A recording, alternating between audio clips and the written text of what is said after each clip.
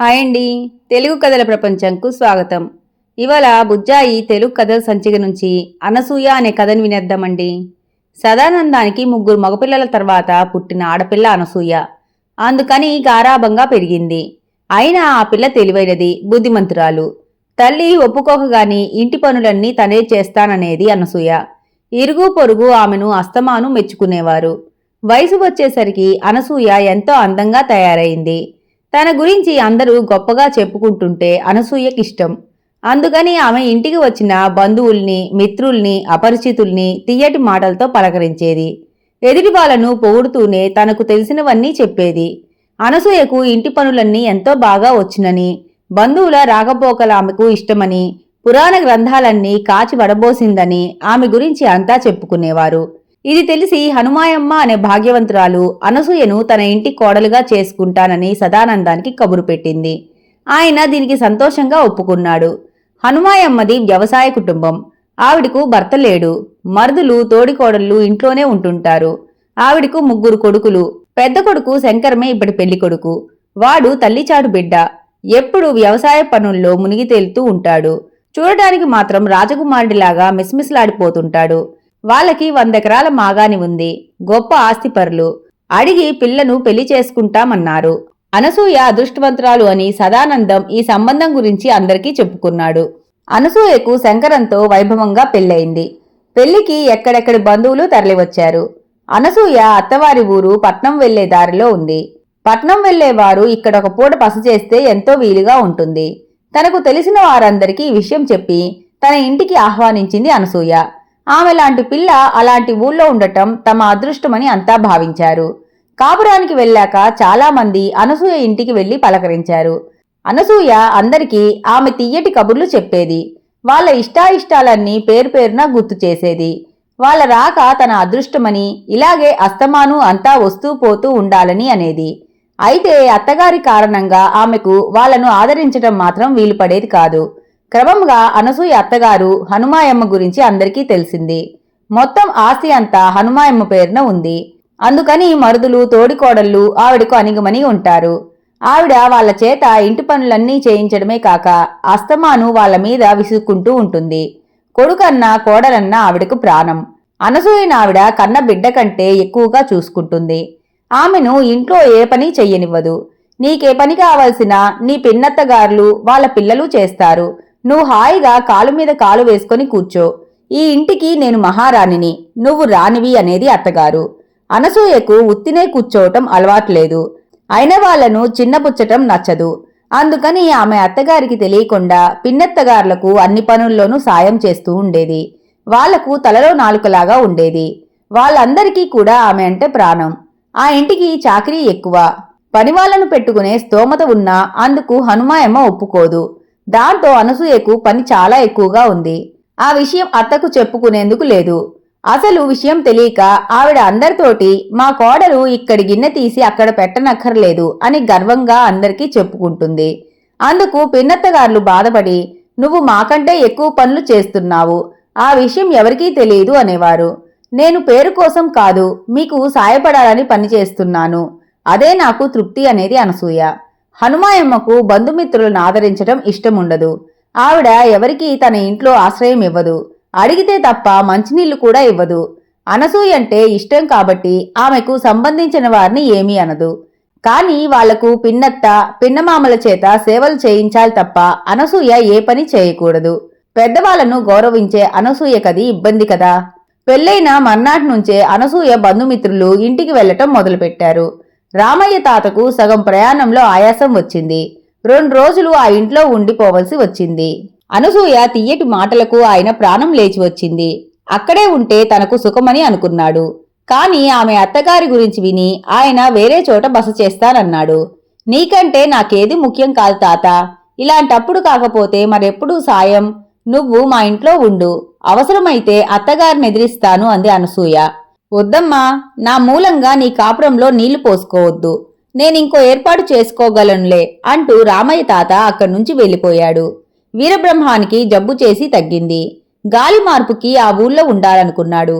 అనసూయ పరిస్థితి తెలిసి అతడు వేరే ఊర్లో ఉన్నాడు. ఆమె అతడికి పత్యం కూరలు చేసి పంపాలనుకుంది. కాని తన అత్తగారి వల్ల అది కూడా సాధ్యపడటం లేదు. అనసూయ కొందరికి పట్నం నుంచి సరుకులు తెప్పించాలనుకుంది. అత్తగారి మూలంగా ఏదీ వీలయ్యేది కాదు. హనుమాయమ్మ వల్ల అనసూయ ఎన్నో ఇబ్బందులకు గురవుతోందని, ఆమెకు మనశ్శాంతి లేదని అంతా అనసూయపై జాలిపడేవారు. అందుకని ఆ ఊరి మీద నుంచి వెళ్ళినప్పుడు విధిగా ప్రతి ఒక్కరూ ఆమెను కలుసుకొని పలకరించి వెళ్లేవారు. మీకు నేనేమీ చెయ్యలేకపోతున్నాను అని అనసూయ బాధపడితే, నీ తియ్యటి కబుర్లు వినాలని వచ్చామమ్మా, నీ మాటలతోనే మా కడుపు నిండిపోతుంది, మనసుకు శాంతి లభిస్తుంది అనేవారు వాళ్ళంతా. అయితే అందరూ ఒక్కసారైనా హనుమాయమ్మను తిట్టుకునేవారు. ఆ తిట్ల ఫలితమో ఏమో హనుమాయమ్మకు పెద్ద జబ్బు చేసింది. వైద్యులు వచ్చి చూసి ఆమె బ్రతకదనే అన్నారు. అలాంటి సమయంలో సదానందం ఇంటికి ఒక వైరాగి వచ్చాడు. సదానందం వైరాగికి సకల మర్యాదలు చేసి సుష్టిగా భోజనం పెట్టాడు. వైరాగి ఎంతో సంతోషించి, నా వల్లనయ్యే పనేదైనా ఉంటే చెప్పు నాయనా, తప్పక చేస్తాను అన్నాడు. సదానందం తటపడాయిస్తూ ఉండగా ఆయన భార్య పద్మావతి వైరాగికి అనసూయ ఇంటి పరిస్థితి అంతా చెప్పి, పాపం అత్తగారి ఆరోగ్యం గురించి నా కూతురు బెంగ పెట్టుకుంది, ఆ హనుమాయమ్మ గారి జబ్బు తగ్గించగలరా అని అడిగింది. వియ్యపురాలి ఆరోగ్యం గురించి కలవరపడుతున్న మంచిదాన్ని నిన్నే చూశాను. ఎలాంటి జబ్బునైనా తగ్గించగల మూలిక ఒకటి నా దగ్గర ఉంది. కానీ అది అత్త మీద పనిచెయ్యాలంటే కోడలు మనస్ఫూర్తిగా ఒక రోజంతా ఉపవాస వ్రతం చెయ్యాలి అంటూ బైరాగి ఆమెకు మూలికనిచ్చి వెళ్ళిపోయాడు. బైరాగి వెళ్ళిపోయాక అసలే మన అమ్మాయి అత్తగారి కారణంగా మనశ్శాంతి లేక బాధపడుతోంది. ఆవిడగా వయసైపోయింది. ఇలాంటప్పుడు నువ్వు ఈ మూలికను తీసుకోవటం బాగోలేదు. పైగా ఇప్పుడు ఆ మూలిక పనిచేయకపోతే మన అమ్మాయి చెడ్డదని అంతా ఆడిపోసుకుంటారు. అత్తగారి కోసం అది మనస్ఫూర్తిగా ఒకరోజు ఉపవాస వ్రతం చేయగలదనే నమ్ముతున్నావా? ఆ మాటకొస్తే అనసూయే కాదు, ఏ కోడలైనా అత్తగారి క్షేమాన్ని మనస్ఫూర్తిగా కోరుకోదు అని భార్యను మందలించాడు. పద్మావతి నవ్వి, మీరు మనమ్మాయిని అంతే అర్థం చేసుకున్నారన్నమాట. చిన్నప్పటి నుంచి దాంతో పడుతున్న దాన్ని నాకు దాని గురించి అన్నీ తెలుసు. దానికి తీయగా మాట్లాడటం వచ్చు. చిలకలా కబుర్లు చెప్పటం తప్ప మరో పని ఇష్టముండదు. ఇప్పుడు అత్తగారి పేరు చెప్పి అది చాలా సుఖపడుతోంది. దాని కబుర్లు నమ్మకండి. అది కబుర్లే తప్ప ఏ ఇంట్లోనూ ఒక్క పని ముట్టుకోదు. అయినా తన తెలివితో అది ఆ విషయాన్ని తండ్రి అయినా మీకు కూడా తెలియకుండా మభ్యపరిచింది. ఇప్పుడు అత్తగారు పోయిందంటే దాని బండారం బయటపడుతుంది. అందుకని మనస్ఫూర్తిగా ఒక్కరోజేం కర్మ, 10 రోజులు ఉపవాస వ్రతం చేయమన్నా చేస్తుంది. ఆ విధంగా దానికి మరింత పేరు, మరింత సదుపాయం అంది. సదానందం ఆశ్చర్యపడి, అదే నిజమైతే వెంటనే అమ్మాయికి కబురు పెడతాను అన్నాడు. కబురందుకుంటూనే శంకరం, అనసూయ అక్కడికి వచ్చారు. పద్మావతి చెప్పినట్లే అనసూయ ఉపవాస వ్రతాన్ని మనస్ఫూర్తిగా చేసి ఆ మూలికను తీసుకొని వెళ్లి అత్తగారికి వాడి ఆమె జబ్బును తగ్గించింది. ఆ తరువాత హనుమాయమ్మ ధర్మమా అని అనసూయ అందరికీ తీయటి కబుర్లు చెబుతూ అందరి సానుభూతిని పొందుతూ ఎంతో మంచి పేరుతో మరిన్ని రోజులు సుఖంగా గడిపింది. ఇంతటితో కథ కంచికి, మనం ఇంటికి వేషం అనే కథను వినేద్దామండి. రాత్రి 2 గంటలైంది. రెండో ఆట సినిమా చూసి జనం రోడ్డు మీదకి వస్తున్నారు. వాహనాలు పెద్దగా లేవు. రామారావు చింతలపూడి గ్రామవాసి. ఆ గ్రామంలో కొత్త సినిమాలు అస్సలు రావు. అందులో అతని అభిమాన నటుడి సినిమా తన గ్రామానికి కొంత దూరంలో ఉన్న పట్టణంలో విడుదల కావటంతో అతి కష్టంతో మొదటి రోజు రెండో ఆట సినిమా చూసి స్కూటర్ మీద తన గ్రామం వైపు మెల్లగా వస్తున్నాడు. రామారావు స్కూటర్ కొని వారం రోజులు కూడా కాలేదు. అందులో అతనికి లైసెన్స్ లేదు. స్కూటర్ రిజిస్ట్రేషన్ కానందున దానికి నంబర్ లేదు. రాత్రి సమయంలో ఎవరూ పోలీసులు చూడరని ధైర్యంగా వచ్చాడు. ఇప్పుడు బండి నడుపుతుంటే ఆ సంగతి గుర్తుకు వచ్చింది. భయంతో, దేవుడా, ఈ రాత్రి నా గ్రామం చేరే వరకు ఏ పోలీసు అడ్డగించకుండా చూడు, రేపు నీకు కొబ్బరికాయ కొడతాను అని మనసులో వేడుకున్నాడు. కొంత దూరం ముందుకు వెళ్లేసరికి ఓ 40 ఏళ్ల వయసున్న అతను బండి ఆపి, నా పర్సు సినిమా టాకీసులో కొట్టేశారు, బస్సులో వెళ్లాలంటే డబ్బులు లేవు, ఈ పక్క గ్రామంలోనే మా ఇల్లు, దయచేసి నన్ను ఎక్కించుకుంటారా అని వినయంగా అడిగాడు. రామారావు కోపంతో, నీ కథలు నాకనవసరం, ఈ బండి కొని వారం రోజులు కూడా కాలేదు, ఇంతవరకు నా భార్యని కూడా నా వెనక సీట్లో కూర్చోపెట్టలేదు, నీలాంటి గొట్టంగాడిని కూర్చోనిస్తానా, వెళ్ళు వెళ్ళు అంటూ అతని ముఖం చూడకుండా వెళ్లిపోయాడు. మరికొంత దూరం పోయేసరికి రోడ్డు మధ్య ఇన్స్పెక్టర్ నిలబడి బండి ఆపమన్నట్లు సైగ చేస్తున్నాడు. దాంతో రామారావు గుండె ఆగినంత పనైంది. అమ్మో, రిజిస్ట్రేషన్ కాని బండి నడుపుతున్నందుకు నన్ను ఎంత కట్టమంటాడో అని వేదన పడుతూ అతని ముందు బండి నిలిపాడు. సార్, కొద్దిగా చోడవరం వరకు లిఫ్ట్ ఇస్తారా అని అడిగాడు ఇన్స్పెక్టర్. ఎస్, విత్ ప్లెజర్ అని రామారావు అనడంతో ఆయన బండి మీద కూర్చున్నారు. బండి కదిలిన వెంటనే మీరు ఎంతవరకు వెళ్తున్నారు అని ఇన్స్పెక్టర్ అడిగాడు. చింతలపూడి గ్రామం అన్నాడు రామారావు. స్కూటర్ కొత్తదిగా ఉంది, ఎంతకి కొన్నారు అని అడిగాడు ఇన్స్పెక్టర్. ఆ మాట రామారావుకి నీ జేబులో ఎంత ఉంది అన్నట్లు అనిపించింది. పైకి ఏదో చెప్పాడు గాని మనసులో దేవుడా, ఈ ఇన్స్పెక్టర్ నా స్కూటర్ లైసెన్స్ గురించి అడగకూడదు, చోడవరం వచ్చే వరకు అతను నాతో మాట్లాడకుండా ఉండాలి అనుకున్నాడు. అంతలో చోడవరం రావడంతో ఇన్స్పెక్టర్ స్కూటర్ ఆపి కిందకి దిగి థ్యాంక్స్ సార్, మండపేటలో ఈరోజు తిరుగుబాటు నాటకంలో ఇన్స్పెక్టర్ పాత్ర వేశాను. మేకప్ డ్రెస్ తీయడానికి సమయం లేనందున ఇలాగే బయలుదేరాను.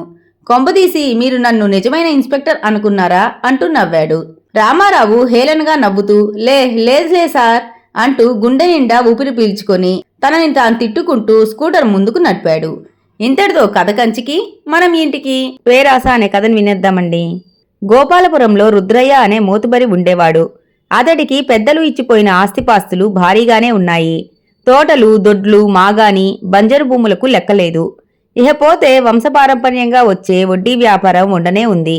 దాన్ని ఎంచక్కా పక్కాగా నడిపేందుకు భీమయ్య, వీరయ్య అనే జమాజెట్టి లాంటి యువకులు ఇరువురు ఉండనే ఉన్నారు. వారి పనల్లా రుద్రయ్య ఏది చెబితే అది సత్వరం చేయటమే. న్యాయమా అన్యాయమా పట్టించుకునేవాళ్లు కారు. అప్పులు తీసుకున్న వారి నుండి యజమాని ఆదేశం మేరకు నయాన్నో భయాన్నో చిటికలో బాకీలు వసూలు చేసేవాళ్లు. అందుకే రుద్రయ్యకు భీమయ్య, వీరయ్యలంటే అమిత ప్రేమ. ఏటా జీతాలు పెంచడమే కాక పండగల్లో తన ఇంట భోజనం పెట్టి కొత్త బట్టలు కానుకగా ఇచ్చేవాడు. అంతేనా, ఖుషీ చేసుకోండని కొంత డబ్బు కానుకగా ఇచ్చేవాడు. మీ బాగే నా బాగు అంటూ భుజం తట్టి ప్రోత్సహించేవాడు. బాగా వాళ్ళని పొగిడేవాడు. అందుకు కారణం లేకపోలేదు.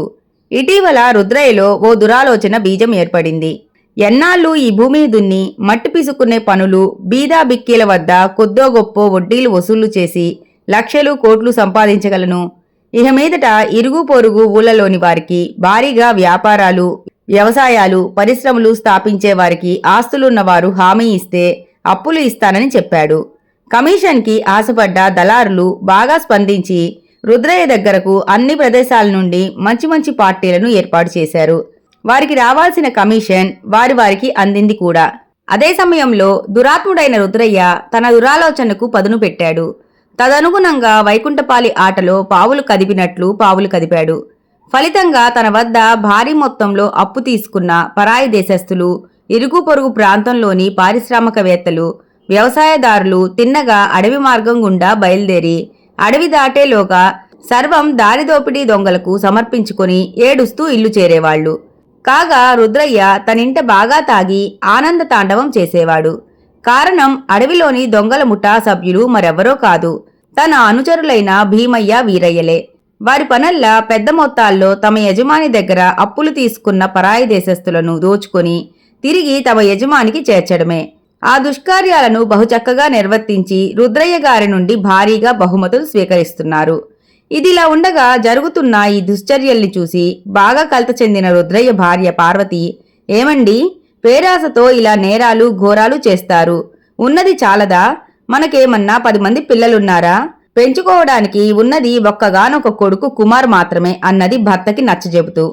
కాని పేరాస గల రుద్రయ్య ఉన్నదాంతో సంతృప్తిపడి ఊరుకుంటాడా?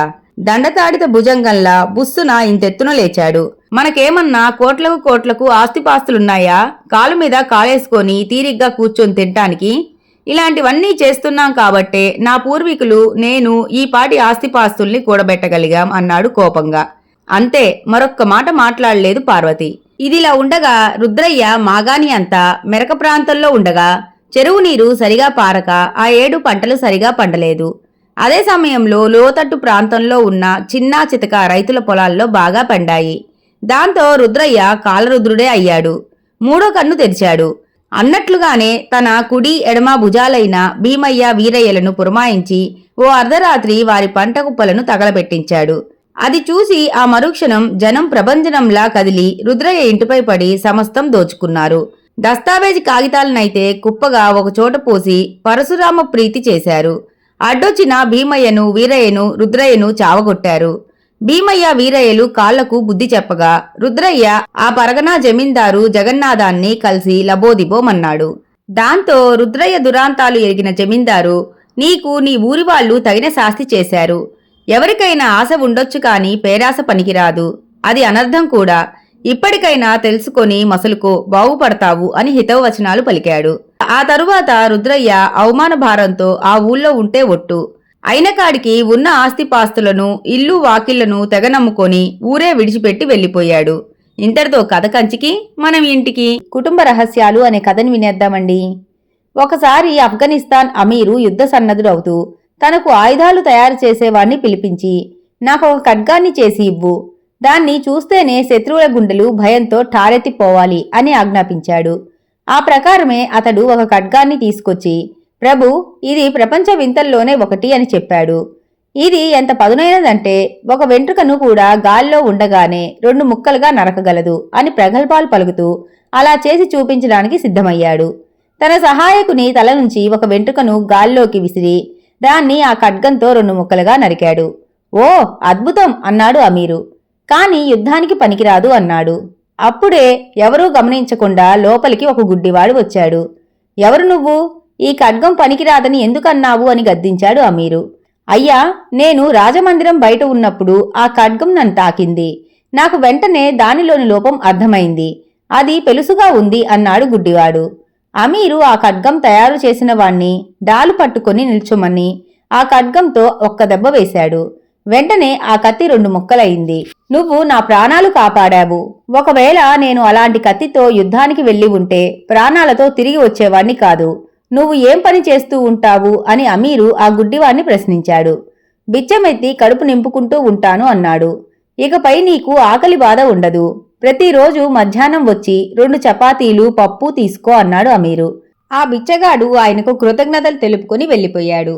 ఆ తరువాత కొద్ది రోజులకే ఆ అమీరు యుద్ధానికి వెళ్లి తన శత్రువులను దుంపనాశనం చేసి విజయగర్వంతో తిరిగి వచ్చాడు. అప్పుడు ఆయనకు ఒక మంచి వంశానికి చెందిన యువతిని పెళ్లి చేసుకునే సమయం ఆసన్నమైందని అనిపించింది. ఆయన వివాహం నాడు సాయంకాలం ఆ బిచ్చగాడు కనిపించాడు. అతన్ని పక్కకు తీసుకువెళ్లి, నేను వివాహమాడే వధువు గురించి నీ అభిప్రాయం ఏమిటి అని అడిగాడు. అయ్యా, నేను బిచ్చమెత్తుతూ ఒకసారి వాళ్ళింటికి వెళ్ళాను. అక్కడి రక్షక భటులు నా మీద విరుచుకుపడితే ఆ అమ్మాయే నన్ను రక్షించింది. నా చెయ్యి పట్టుకొని ఇంటి వెనుకకు తీసుకువెళ్లి నాకు ఆహారం పెట్టమని సేవకులను ఆదేశించింది. ఆమె నన్ను పట్టుకున్నప్పుడే ఆమెను గురించి మొత్తం తెలిసిపోయింది. ఆమె మీకు మంచి భార్య అవుతుంది. ఆమె మీకు మాత్రమే తగినది, ఇంకా ఏ రాజుకు తగినది కాదు అన్నాడు బిచ్చగాడు. పెళ్లి బ్రహ్మాండంగా జరిగింది. అమీరు, ఆయన రాణి ఒకరి వల్ల ఒకరు ఎంతో ఆనందానికి లోనయ్యారు. చూసిన వాళ్ళంతా ఒకరి కోసం ఒకరు తయారు చేయబడ్డ జంట అని ప్రశంసించారు. కొద్ది మాసాల తరువాత ఆ అమీరుకు ఆ బిచ్చగాడు తనతో అన్న మాటలు అకస్మాత్తుగా జ్ఞాపకం వచ్చి తన భార్య వేరే ఏ రాజుకు ఎందుకు తగినది కాదు అనిపించింది. వెంటనే ఆ బిచ్చగాడిని పిలిచి అదే ప్రశ్న అడిగాడు. ఆ బిచ్చగాడు చాలా జాగ్రత్తగా, అయ్యా, అది ఆచారానికి సాంప్రదాయానికి సంబంధించిన ప్రశ్న. ఆమె చాలా అద్భుతమైన యువతి, కాని సద్వంశానికి చెందినది కాదు. ఆమె తండ్రి ఒక మగ్గం నేసేవాడు అని చెప్పాడు. అమీరు ఆ మాటలకు అవాక్కయ్యాడు. ఆయన ఆ విషయమై గూఢాచారుల ద్వారా రహస్యంగా సమాచారాన్ని సేకరించాడు. ఆ బిచ్చగాడు చెప్పింది నిజమే. తన రాణి పుట్టిన కొద్ది రోజుల తర్వాత ఆమెను పెంచుకున్నారు. ఆమె ఇప్పటి తండ్రి ఇంటి ముందు వదిలివేయబడిన శిశువు. ఎన్నో సంవత్సరాల తరువాత మాత్రమే ఆమె తండ్రి ఒక మగ్గం నేసేవాడు అని తెలిసింది అని వాళ్ళు విన్నవించుకున్నారు. తన భార్య ఉన్నత వంశస్థురాలు కాదన్న విషయాన్ని పట్టించుకోవద్దు అనుకుని అమీరు ఆ బిచ్చగాన్ని పిలిపించి, ఈ రహస్యం ఎక్కడా చెప్పకు అని ప్రమాణం చేయించుకున్నాడు. ఆమె మగ్గం వేసేవాని కూతురు అని తెలిసి ఆమె నాకు మాత్రమే తగినది అని ఎందుకన్నావో ఇప్పుడు చెప్పు అని అడిగాడు. ఎందుకంటే మీరు కూడా ఉన్నత కులస్తులు కారు. మీ తండ్రి ఒక చిల్లర వ్యాపారి. మిమ్మల్ని రాజకుటుంబం వారు పెంచుకున్నారు అని చెప్పాడు బిచ్చగాడు. ఆ మాటలకు అమీరు అప్రతిభుడయ్యాడు.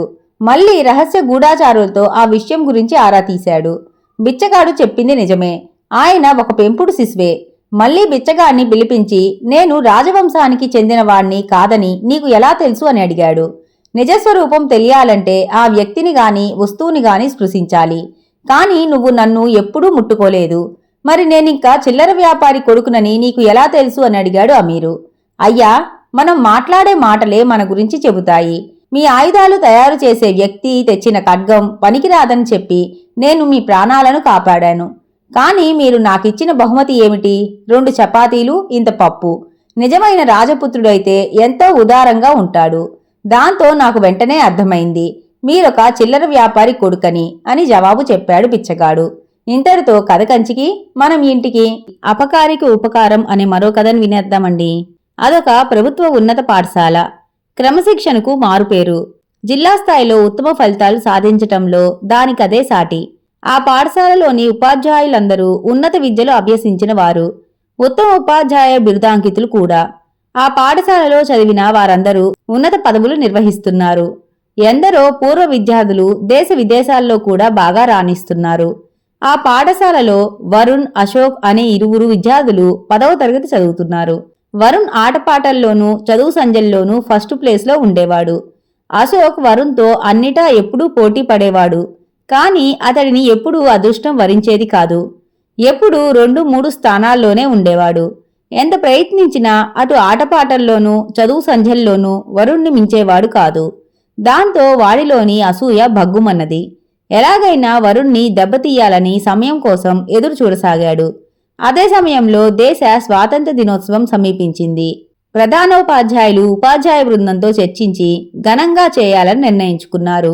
గ్రామంలోని ఉదారులు కొందరు ముందుకొచ్చి ఆటపాటల్లోనూ చదువు సంధ్యల్లోనూ వివిధ కళల్లోనూ వక్తృత్వం, వ్యాసరచన, దేశభక్తి, గీతాలాపనల్లోనూ ప్రావీణ్యం గల విద్యార్థులను సత్కరించేందుకు సిద్ధమయ్యారు. అంతే, పాఠశాలలో పండగ వాతావరణం నెలకొంది. ఏ మూల చూచినా ఆయా రంగాలలో ప్రావీణ్యం ఉన్న ఉపాధ్యాయులు విద్యార్థులకు పోటీలు నిర్వహించి విజేతల లిస్టు తయారు చేస్తారు. వరుణ్ అటు ఆటల్లోనూ సాంస్కృతిక కార్యక్రమాల్లోనూ మొదటి స్థానంలో రాగా అశోక్కి చెప్పుకోదగ్గ ప్రైజులు ఏమీ రాలేదు. ఆ వచ్చినవి కూడా కన్సోలేషన్ ప్రైజులు కావటం విశేషం. దాంతో అశోక్కి వరుణ్ పట్ల అసూయ మరింత పెరిగింది. ఎలాగైనా వరుణ్ణి దెబ్బతీయాలని సతదా ప్రయత్నించసాగాడు. ఓ సాయంకాలం ఇంటర్వెల్ కాగా విద్యార్థులందరూ ప్లేగ్రౌండ్లో ఆటలాడుకోసాగారు. ఇదే తగిన అదనని వరుణ్ డస్క్ పైనున్న బుక్స్ తీసి చెత్తకుప్పలో పడేశాడు. కొంతసేపటికి లాంగ్ బెల్ కొట్టగానే విద్యార్థులు తమ తమ బుక్స్ తీసుకుని ఇళ్లకెళ్లేందుకు క్లాస్ రూంలోకి ప్రవేశించారు. పాపం వరుణ్ తన బుక్స్ కనిపించకపోవడంతో గొల్లుమన్నాడు. అంతలో ఎవరో విద్యార్థి అక్కడకు పరిగెత్తుకుని వచ్చి, ఒరే వరుణ్, నీ బుక్స్ ఎవరో చెత్తకుప్పలో పడేశారా అన్నాడు. అంతే, వరుణ్ ఆఘమేఘాల మీద పరుగెత్తుకుని వెళ్లి స్కూల్ కాంపౌండ్కు ఆనుకొని ఉన్న చెత్తకుండీలో నుండి తన బుక్స్ ని దులిపి తెచ్చుకున్నాడు. తాను ప్రాణప్రదంగా ఎంతో జాగ్రత్తగా చూసుకునే తన క్లాస్ బుక్స్ కి పట్టిన దుస్థితికి కన్నీళ్లు ఆగలేదు. అది చూసి అతడి మిత్రుడు వినయ్, ఇది అశోక్ గాడి పనే, మాస్టార్కు చెప్పి వాడికి 4 బెత్తం దెబ్బలు తగిలించాల్సిందే, ఊరుకుంటే లాభం లేదు సుమా అన్నాడు కోపంగా. అమ్మో, మాస్టార్కు చెప్పడమే, వాడి తోలు తీయడు, ఈసారికి వదిలేద్దాం, చేసిందానికి వాడికా దేవుడే శిక్ష వేస్తాడులేరా, నా బుక్స్ నాకు లభించాయి గదా అన్నాడు మిత్రుడికి సర్ది చెబుతూ. వరుణ్ ప్రదర్శించిన ఆ సర్దుబాటు ధోరణి అశోక్లో మరింత దుందుడుకుతనాన్ని ప్రోత్సహించింది. మరింతగా ప్రేట్రేగిపోయాడు. క్లాస్లో పిల్లలు గ్రౌండ్లో ఉన్న సమయంలో పిల్లల జామెట్రీ బాక్సులు తీసి వరుణ్ బ్యాగ్లో పడేసి తేలుకుట్టిన దొంగలా ఉండిపోయాడు. వరుణ్ణి అందరూ దొంగ అంటుంటే చూసి ఆనందించాలని ఆ సమయం కోసం ఎదురు చూడసాగాడు. ఆ సమయం రానే వచ్చింది. లెక్కల టీచర్ జామెట్రీ లెక్కలు చెప్పబోగా 3 పిల్లలు లేచి, మాస్టారు, మా జామెట్రీ బాక్సులు ఎవరో దొంగిలించారు అన్నారు. ఓసారి మీ బ్యాగులు చూడండిరా అన్నాడు మాస్టారు. ఆ మరుక్షణం పిల్లలందరూ తమ తమ బ్యాగుల్లో చేతులు పెట్టి చూడసాగారు. అదే సమయంలో, మాస్టారు, ఎవరో నా బ్యాగ్లో జామెట్రీ బాక్సులు పెట్టారు, నేను దొంగను కాను అంటూ 3 జామెట్రీ బాక్సులు మాస్టార్కిచ్చాడు ఏడుస్తూ. అశోక్కి కావాల్సిందదే. బాగా నవ్వుకొన్నాడు. ఊరుకోరా వరుణ్, నువ్వేమిటి దొంగతనం చేయటమేమిటి? ఎవడు ఈ వెధవ పని చేశాడో వాడి సంగతి త్వరలోనే తేలుస్తాగా అని వరుణ్ణి ఊరడించాడు మాస్టారు. అంతలో కాలచక్రం పరిభ్రమించగా 10వ తరగతి పబ్లిక్ పరీక్షలు సమీపించాయి. పిల్లలు ఇతర వ్యాపకాలు మాని పట్టుదలగా చదవసాగారు. పబ్లిక్ పరీక్షలు ఆరంభం ఆ రోజే. అశోక్ పాపం పండింది. అన్నట్లు అతడి హాల్ టికెట్ ఎక్కడో పడిపోయింది. ఇన్విజిలేటర్ అతడిని పరీక్ష హాల్లోకి పంపలేదు. కాళ్ళా వేళ్లా పడ్డా కనికరించలేదు. అంతలో వరుణ్, అశోక్, నీ హాల్ టికెట్ దారిలో నాకు దొరికిందిరా అంటూ ఇచ్చాడు. వరుణ్, తెలిసి తెలియక నీకు నేను ఎన్నో అపకారాలు చేశాన్రా, క్షమించు, నీ మేలు మర్చిపోను అన్నాడు అశోక్. నీ తప్పులు నీవు తెలుసుకున్నావు, అది చాలు. అపకారికి ఉపకారం చేయాలని మనం చదువుకున్నాం గదా, నేను ఆచరణలో పెట్టాను. ఇహ మీదట మనం బెస్ట్ ఫ్రెండ్స్ అన్నాడు చేయి కలిపి. అది చూసి వరుణ్ ఎంత మంచివాడు అన్నారు మిత్రులు. ఇంతటితో కథ కంచికి మనం ఇంటికి. సుభద్రమ్మ తెలివి అనే మరో కథను వినేద్దామండి. లింగాపురం అనే గ్రామంలో సోమయ్య అనే రైతు ఉండేవాడు. అతనికి 1 ఎకరం పొలం ఉంది. దానిలో వ్యవసాయం చేసి కుటుంబాన్ని పోషించేవాడు.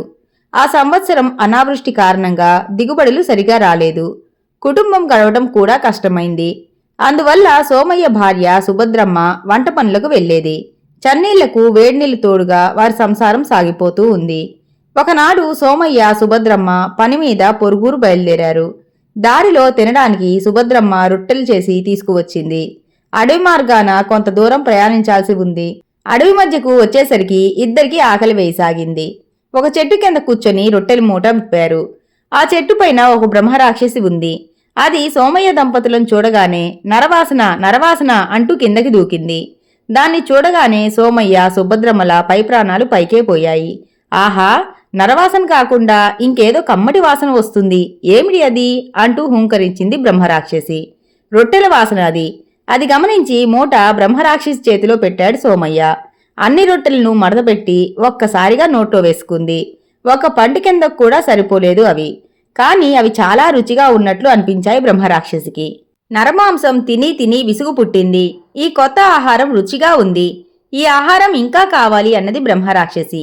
అయ్యా, వాటిని రొట్టెలు అంటారు. మొత్తం రొట్టెలు నీకే పెట్టాను, ఎలాగో గొంతు పెగుల్చుకొని అన్నాడు సోమయ్య. ఆ ఆహారాన్ని ఇప్పుడు తయారు చేయండి అని ఆజ్ఞాపించాడు. అయ్యా, తయారు చెయ్యాలంటే ధాన్యం కావాలి. వాటిని పిండి చేయటానికి రోలు రోకలి కావాలి. కాల్చటానికి పెనం కావాలి. ఇంటికి వెళ్లి రొట్టెలు తయారు చేసి తీసుకొని వస్తాము అన్నాడు. రొట్టెలు తీసుకొని వచ్చే మిషతో అక్కడి నుండి తప్పించుకొని పోవాలని సోమయ్య ఆలోచన. వాటన్నింటినీ తీసుకొని వస్తాను, ఇక్కడే తయారు చెయ్యండి అని గద్దించింది బ్రహ్మరాక్షసి. సోమయ్య సుభద్రమ్మలిద్దరినీ తన గుహకు తీసుకుని పోయింది. దట్టమైన అడవిలో కొంత దూరం పోయిన తర్వాత ఒక పెద్ద కొండ ఉన్నది. కొండ గుహలో బ్రహ్మరాక్షసి నివసిస్తుంది. ఆ దారిన పోయే బాటసారులను గుహలోనికి తీసుకొని వచ్చి వారిని తిని తన ఆకలి తీర్చుకుంటుంది. ఆ గుహ అంతా అక్కడక్కడ ఎముకలు పడి ఉన్నాయి. కొన్ని చోట్ల బంగారు నగలు కూడా పడి ఉన్నాయి. అవి బ్రహ్మరాక్షసి బారిన పడిన వారి నగలు. గృహలోని పుర్రెలు, ఎముకలు మొదలైనవి చూడగానే సోమయ్య దంపతుల గుండె గుబేరుమన్నది. బ్రహ్మరాక్షసి వీళ్ళని గృహలో ఉంచి గుహకు అడ్డంగా పెద్ద బండరాయిని దొర్లించి వెళ్లిపోయింది.